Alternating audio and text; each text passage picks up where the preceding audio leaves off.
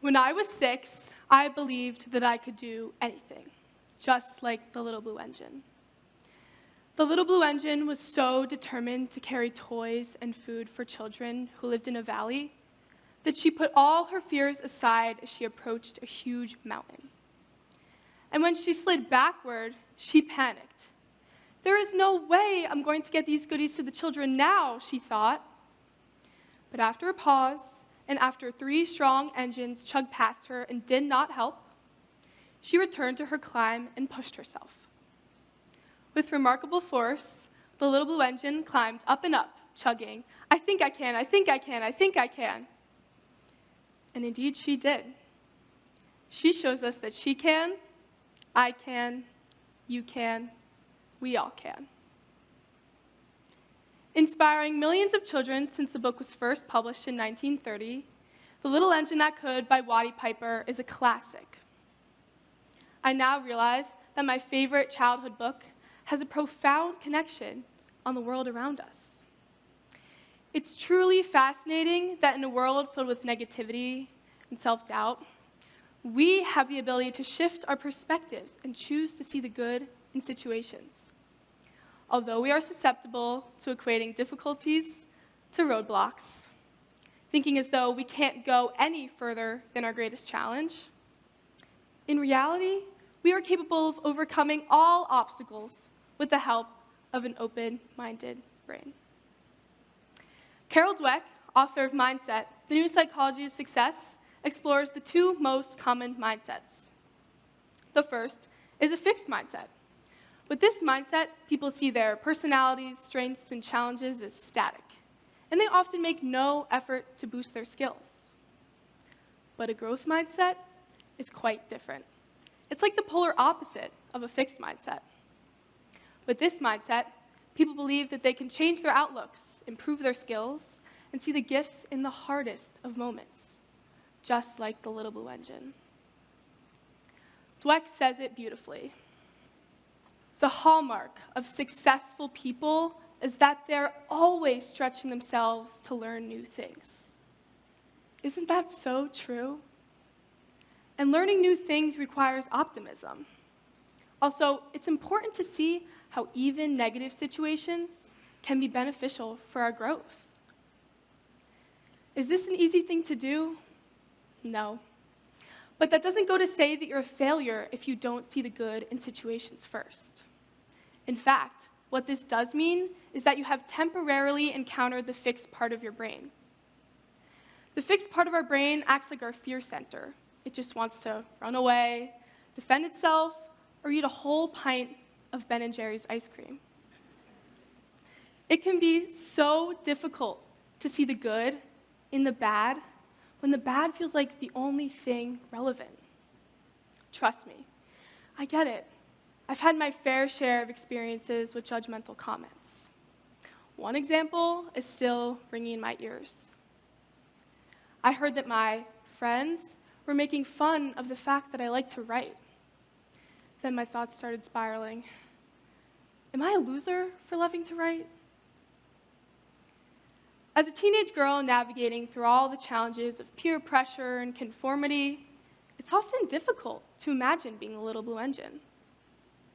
Sometimes I allow those horrible thoughts to penetrate my entire being. You know, the "you're so stupid, why do you think you'd be good at this" mentality. Anyone familiar with this? I often let the inevitable questions get to me too. Why did you do worse than you thought you would on your biology test? Why did those girls feel the need to say that? I'm sure we've all been asked, do you see the glass as half full or half empty?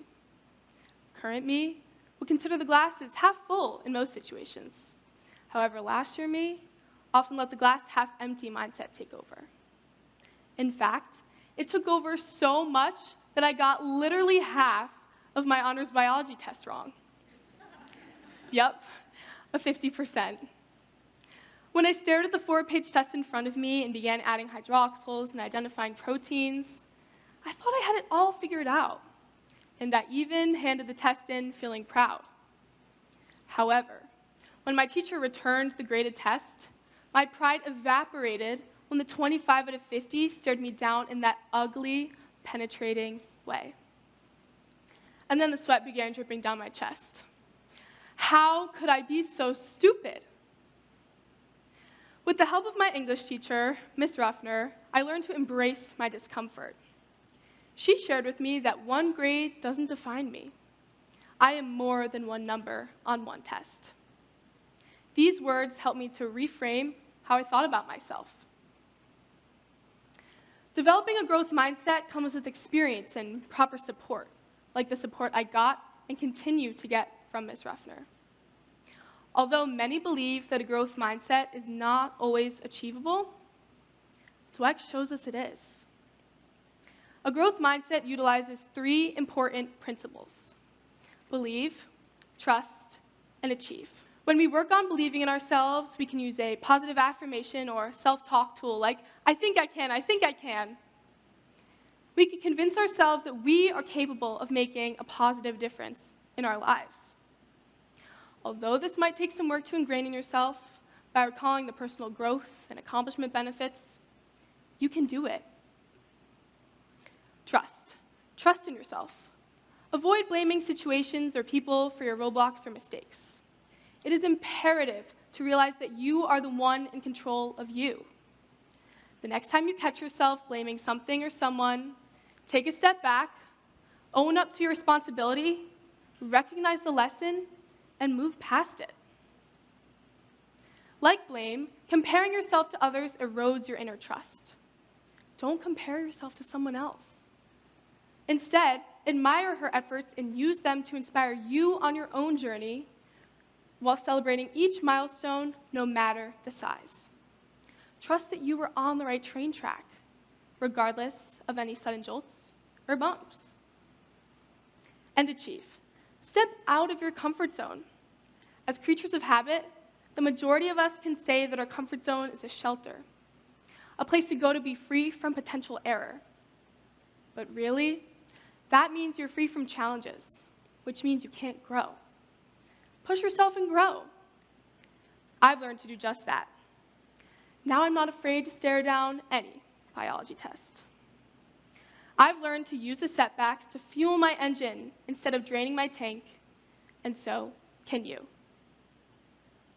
Picture this. The little blue engine is chugging up that mountain. Visualize a big sign on her side that says, yet. She is climbing, she is struggling, she has not gotten over that mountain yet. But we all know she will. So take yet and put it in your back pocket and bring it with you everywhere you go. Also, find your little blue supporters. Who can help you climb your mountains? My blue support, Miss Ruffner, is the epitome of strength, kindness, and unrelenting support, my brightest light over the past 2 years. Not only does she truly care about my growth as a student, but also my growth as a young woman. She reminds me that life is beautiful, that there is always something to be grateful for, no matter the bad day, grade, or game. My other blue supporter, my mom. As my role model and voice of reason, she reminds me to focus on the internal rather than the external.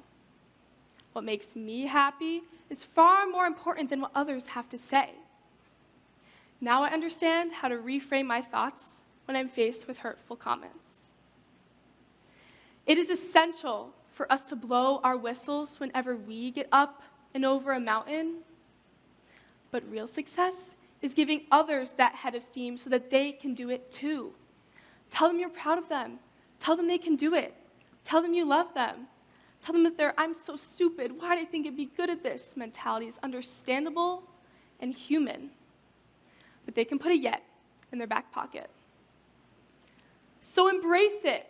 Embrace the hardships that arise. Embrace the criticism. Embrace your little blue engine. And remember, if you think you can, you really can. Thank you.